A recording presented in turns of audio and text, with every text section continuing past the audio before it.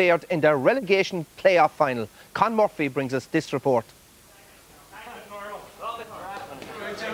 It might have been a relaxed Antrim dressing room ahead of yesterday's relegation decider at Park Talchin, but their survival in the top tier of the Hurling Championship was at stake, something former Antrim great Sambo McNaughton knew was vitally important to the county. I'd say it's probably the biggest day in Antrim hurling since the All-Ireland semi-final of '89. Like this really shows if we can turn a corner or stop the tide going down. Like these fellas are, I don't think maybe they realise how important a day this is for Antrim and for Ulster hurling in general, really. Laois manager Paddy Butler was also quick to stress the importance of yesterday's match. It's not like a championship match when you're going on to further things. It's the end of the road, and you're on the edge of the cliff, and both teams are aware of it, and neither of them want to fall. And the supporters were anxious pre-match too. It is a big day for Laois. I come down here hoping that it's not our last game in the All-Ireland series. We need to be in the Liam McCarthy, that's where Antrim belong, so we're going to play for play and give it our all today. An important match, sadly a very small crowd. The game opened brightly and one man who was to play a major part, Laois's James Young, showed early on that he knew where the posts were. He'd go on to record 11 points on the day. But Antrim held their own in the early exchanges and midfielder Conor Cunning scored one of the best points. Full forward Paddy Richmond also got in on the scoring act with this fine strike. Laois started to impose themselves on the game and a vital goal was scored just past the quarter-hour mark. The Antrim defence failed to deal with Darren Rooney's long ball and Philip Russell took full advantage. Antrim were struggling to cope and Laois extended their lead 1-8 to 4 points. John Rowney with that easy point. The Saffrons, to their credit, didn't lie down and Paddy Richmond found the net after Brian McFall's free had been saved by Brian Campion. When Richmond tagged on a point soon after, there was just 2 points separating the sides, but that's as close as it was to get. Before half-time, James Young scored 4 more points for Laois, including this one, to leave it Laois 114, Antrim 1-9 at the break. The one man on the terrace left his dog behind, and the second half turned out to be a scrappy affair. Antrim never got within striking distance of Laois. Philip Russell continued to find the mark. He scored 1-3 in total.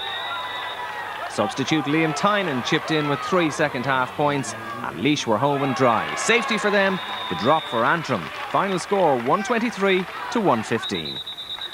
We still will have an Ulster Championship to retain, and before we ever get near the Christy Ring Cup, we've some good motivational First Division games, but thankfully that you've got to look at the bright as well as the dark. Great relief in the dressing room. Lads set out their stall. They wanted to be in the McCarthy Cup. They wanted to mix with the Big Eight, and they've shown me that they have what it takes now. Cyril, what many people don't realise is that Antrim are out of the race for Liam McCarthy next year. It's a big blow for Antrim hurling, a big blow for Ulster hurling, isn't it? Yeah, and it's very sad. Like, you wouldn't wish it on anyone. Like, they're down there and they're going to have to win next year to get back up again. But I saw an Antrim team playing last weekend against Limerick, a minor team, Pat, and it was the best minor team I've seen in Antrim for years. There is good stuff coming. They'll keep working at it, and I expect them to come back next year to win the Christy Ring Cup. Donal, are they better off playing against teams of their own standard in the Christy Ring rather than getting hammerings in the championship that they've been getting for the last 10 or 12 years? Well, I suppose they are, but there's a measure of prestige about at least going for the All-Ireland, you know, and at least that's important to people who are coming up. Like Cyril mentioned, the minors or under 16s, it's important to have some goal up there, you know. But maybe a year down will do them good, that they'll be able to, you know, regroup a little bit, because they had problems this year and whatever else, there's management problems, whatever else, and it might give them a chance to come back a bit stronger than they are. There was 53 people present at the try-in yesterday. This format hasn't exactly captured the attention of the nation's spectators, has it? Yeah, well, that was a relegation match, and you wouldn't expect. It's a vital match for both It's a vital counties. match for both counties, and like, you know, like, yeah, but that doesn't mean it was less important to either county. Okay, there wasn't a crowd at it, but like to both counties, like for Laois, Paddy Butler will be thrilled. They played very well early on in the league and kind of lost their way then, and they'll be delighted to be staying up. Whereas it's a terrible blow, but like you heard Sambo talking, they're like, these guys, I expect them to win that Christy Ring Cup next year and bounce back again. But how do they build on it? I mean, but Pat, the biggest problem they have in Antrim is that they wouldn't have enough quality players playing the whole time. Like the Tips or the Corks or Kidneys would have a terrible lot of players all the time, like playing at a high standard. So Antrim, you'd only have a certain amount. Donald, without a manager, you're not interested in going north?